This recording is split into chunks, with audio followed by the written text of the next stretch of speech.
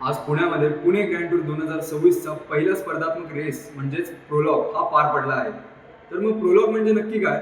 चला जाणून घेऊया. येथे सर्व सायकलिस्ट एकाच वेळेस गर्दी करून सुरुवात न करता प्रत्येक सायकलिस्टला वेगवेगळ्या वेळी सुरू करवतात आणि ते घड्याळाविरुद्ध रेस करतात व ज्याचा वेळही नोंदवला जातो.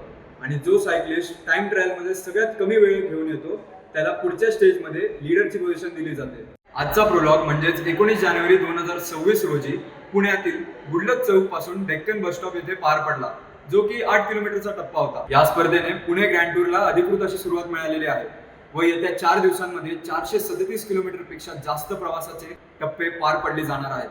या प्रोलॉगमुळे पुढील मोठ्या स्टेजेससाठी स्टार्टिंग ऑर्डर आणि लीडर बोर्ड हा तयार होतो. हा एक छोटा पण निर्णायक टप्पा पहिल्याच दिवशी एखाद्या सायकलिस्टच्या फॉर्मची कल्पना देतो. परभणीचा हा तरुण सचिन, तुझी जर्नी सांगशील? जी, सगळ्यात पहिले तर मी 2012ला मी क्रीडाप्रभू जॉईनिंग केलं आणि त्याच्यानंतर माझं पहिली नॅशनल केरळमध्ये होती. तर तिथं मी नॅशनलला 4 मेडल घेतले.